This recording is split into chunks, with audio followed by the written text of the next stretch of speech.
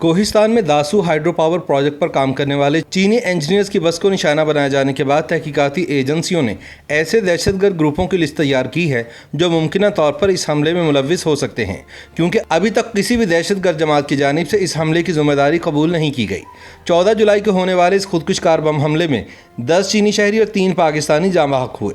یہ حملہ ایسے وقت میں ہوا جب افغانستان میں امریکی اور اتحادی افواج کے انخلاء کے بعد پیدا ہونے والی صورتحال میں اسلام آباد اور بیجنگ بلوچستان سمیت پاکستان کے مختلف علاقوں میں کئی ارب ڈالرز مالیت کی حامل سی پیک سے وابستہ سرمایہ کاری کے تحفظ کے لیے کوشاں ہیں۔ سی پیک چین کے عالمی سطح پر جاری بیلٹ اینڈ روڈ انیشیٹو منصوبے کا حصہ ہے، جس کا مقصد چین کے مغربی صوبے سنکیانگ کو زمینی راستے سے گوادر کی بندرگاہ سے منسلک کرنا ہے، جس سے چین کو بحیرہ عرب تک رسائی حاصل ہونے میں آسانی ہوگی۔ سی پیک منصوبے کے تحت پاکستان میں نئی شاہراہیں اور بندرگاہیں تعمیر کی جا رہی ہیں۔ داسو میں چین کے انجینئرز پر ہونے والا حملہ پاکستان میں چینی سرمایہ کاری یا باشندوں پر ہونے والا پہلا حملہ نہیں ہے، البتہ سیکیورٹی ماہرین اسے بڑے حملوں میں سے ایک قرار دے رہے ہیں۔ سیکیورٹی ذرائع کا کہنا ہے کہ بلوچستان اور سندھ کے فعال قلعدم عسکریت پسند گروہ ملک میں چینی تنصیبات اور باشندوں پر حملے کر رہے ہیں۔ ماضی میں قلعدم تحریک طالبان پاکستان اور القاعدہ سے منسلک تنظیمیں جیسے ایسٹ ترکستان اسلامک موومنٹ بھی چینی باشندوں کے قتل اور اغوا میں ملوث رہی ہیں۔ حالات یہ ہیں کہ پاکستان میں جہاں بھی چین یا سی پیک کے منصوبے چل رہے ہیں، وہاں یہ دہشت گرد گروہ چین اور اس کے مفادات کو نشانہ بنانے کی کوشش کر رہے ہیں۔ بلوچستان کی متعدد قلعدم علیحدگی پسند تنظیمیں صوبے میں سی پیک کی بھرپور مخالف ہیں اور ان منصوبوں پر مختلف مقامات پر حملوں کی ذمہ داری بھی قبول کرتی رہی ہیں۔ ان تنظیموں کا موقف ہے کہ بلوچستان کی سرزمین اور اس کے قدرتی وسائل پر قبضہ کرنے کا منصوبہ ترک کیا جائے۔ حکومت پاکستان کی جانب سے مختلف ادوار میں متعدد بلوچ دہشت گرد گروپوں کو قلعدم قرار دیا جا چکا ہے، تاہم چینی مفادات پر حملہ کرنے والی مشتبہ تنظیموں میں سب سے بڑا نام بلوچستان کی سب سے بڑی علیحدگی پسند تنظیم بلوچ لبریشن آرمی یا BLA کا ہے۔ اس دہشت گرد تنظیم پر اپریل سن 2006 میں پابندی عائد کی گئی تھی۔ 70 کی دہائی میں BLA کے نام سے دہشت گرد گروہ کچھ برسوں تک فعال رہا، جب سابق وزیر اعظم ذوالفقار علی بھٹو کے پہلے دور حکومت میں بلوچستان میں ریاست پاکستان کے خلاف مسلح بغاوت شروع کی گئی تھی۔ بعد ازاں مشرف کے دور اقتدار میں شروع ہونے والی شورش میں BLA بلوچ کانفرنس رہنما نواب خیر بخش مری کے صاحبزادے بالاچ مری کی سربراہی میں دوبارہ فعال ہوئی، جس کی دہشت گردانہ کارروائیاں اب بھی جاری ہیں۔ اس دوران مشرف دور میں فوجی آپریشن کے دوران سن 2006 میں نواب اکبر بگٹی کی شہادت کے بعد بلوچ قوم پرستوں کی کارروائیوں میں تیزی آ گئی۔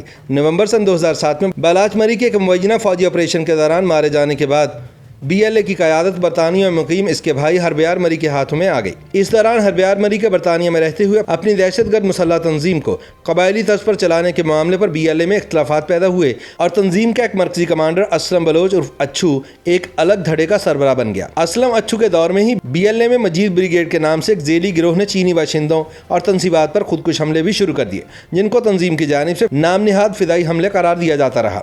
BLA کی جانب سے اگست سن 2008 میں سب سے پہلے جس دہشت گردانہ خودکش حملے کی ذمہ داری قبول کی گئی، وہ خود اسلم بلوچ کے بیٹے نے ضلع چاغی کے ہیڈ کوارٹر دالبندین کے قریب کیا تھا، جہاں سینڈک منصوبے پر کام کرنے والے چینی انجینئرز کی بس پر حملہ کیا گیا۔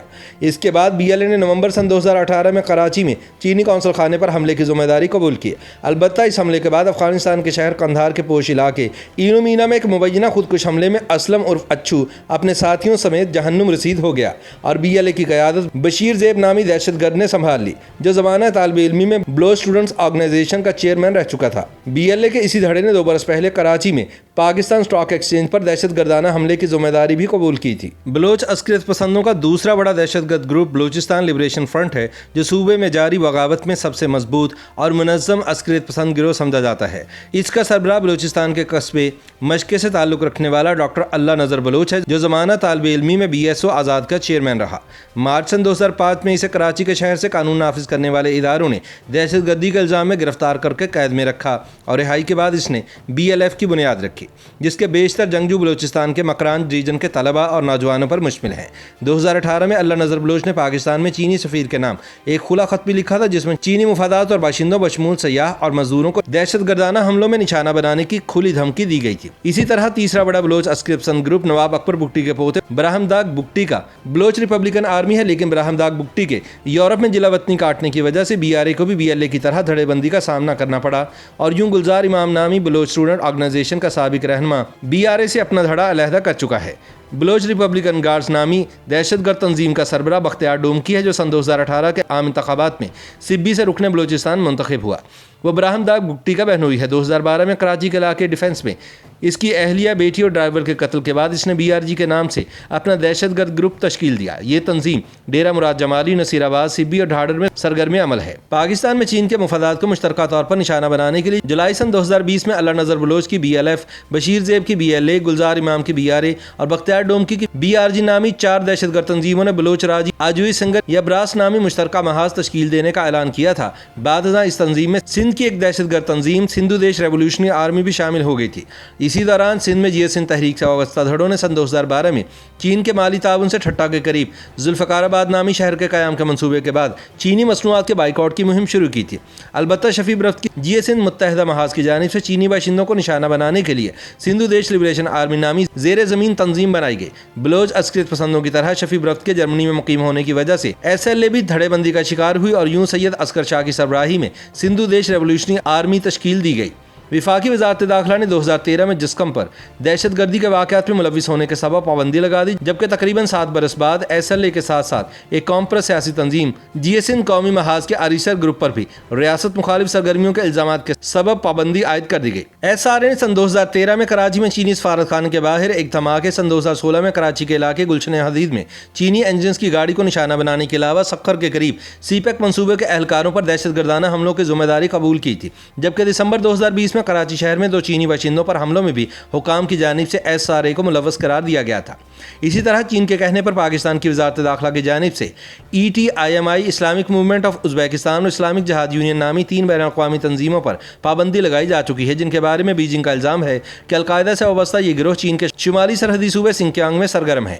یاد رہے کہ سنکیانگ رقبے کے لحاظ سے چین کا سب سے بڑا صوبہ ہے، جہاں ایغور مسلمانوں کی اکثریت ہے جو کہ ناراض ہیں، اور ایسٹ ترکستان اسلامک موومنٹ ان کی نمائندگی کا دعویٰ کرتی ہے۔ افغان جہاد کے دوران ETMI اور دیگر گروہ افغانستان آ گئے تھے اور افغان طالبان نے بھی انہیں پناہ دی تھی۔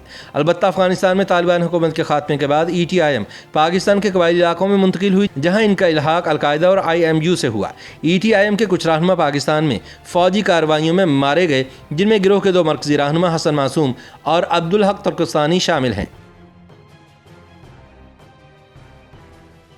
YouTube پر گوگلی نیوز دیکھنے کے لیے youtube.com کی سرچ بار میں گوگلی نیوز TV ٹائپ کریں۔ گوگلی نیوز کے پیج پر سرخ رنگ کے سبسکرپشن والے بٹن پر کلک کرنا نہ بھولیے۔ YouTube پیج پر اپلوڈ ہونے والی ویڈیوز سے باخبر رہنے کے لیے بیل آئیکن پر کلک کیجیے۔ آپ کو ہر نئی ویڈیو کے بارے میں نوٹیفیکیشن موصول ہو جائے گا۔ YouTube پر گوگلی نیوز دیکھنے کے لیے youtube.com کی سرچ بار میں گوگلی نیوز TV ٹائپ کریں۔ گوگلی نیوز کے پیج پر سرخ رنگ کے سبسکرپشن والے بٹن پر کلک کرنا نہ بھولیے۔ YouTube پیج پر اپلوڈ ہونے والی ویڈیوز سے باخبر رہنے کے لیے بیل آئیکن پر کلک کیجیے۔ آپ کو ہر نئی ویڈیو کے بارے میں نوٹیفیکیشن موصول ہو جائے گا۔